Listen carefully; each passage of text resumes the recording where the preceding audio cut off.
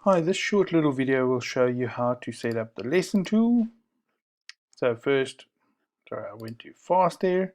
First, add an activity or resource, and then click on lesson. Again, this will tell you exactly what this would do, but I think it's best to actually have a look at the lesson that I've put up below this link and actually engage with that one first.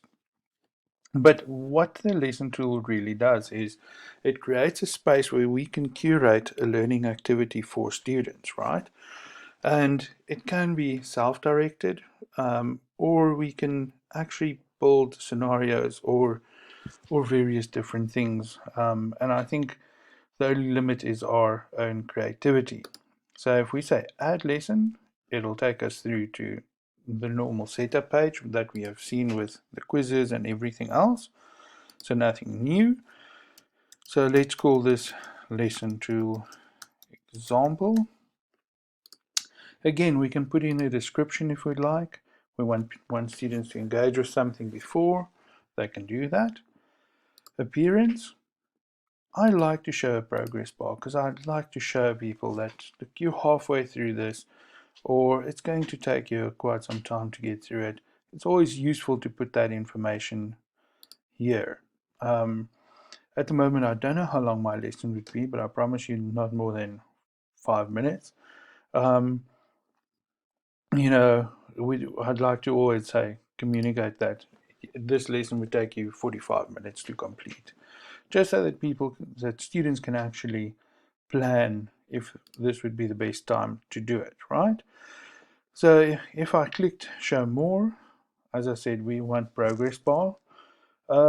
Display ongoing score, I don't think we want to set that up, but if you do want students to see if you are planning to use assessment in this tool, we can put that up. I generally don't put in a menu bar, just simply because it's a self-directed, it's already a directed lesson, but you can put that in so that students can jump between stuff that's very relevant for them. We can put in a minimum grade to to to pass. Slideshow, let's quickly check. I've forgotten what slideshow is. So it's creating a slideshow on here. Again, could be very useful. I have used it once or twice before, where it becomes something like a narrated PowerPoint slide. Okay, minimum number of answers. This is just for multiple choice. Use default feedback. That's in the questions itself. That's time to wake up. And we don't want to link it to a next activity. All right, availability. Here again, we can decide from when till when is this available. Again, this is useful if we want students to cover a certain amount of work in a certain time period. We can actually schedule these like we would do our classes for argument's sake.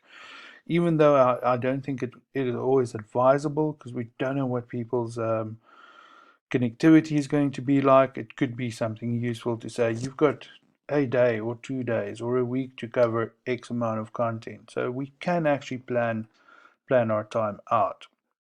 We can also put a time limit. Say you need to complete this lesson within an hour and a half or something like that. But again, I think let's be open and responsive to different contexts. So I would not do that. Flow control allows students to review. If we say yes, that means students can actually go in between pages, which is sometimes good. But in my instance, I'm going to say no because I want people to follow the logic through. Again, grade, we can decide on a grade. As normal, decide on how much you would want it to weigh. Do you want to give a point? Even if you use multiple choice, this would be the better way. Oh, yeah.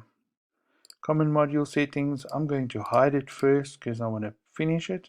Again, we can use separate groups if we have groups on our page to divvy them up. So I think our first initial setup was done, and thank you.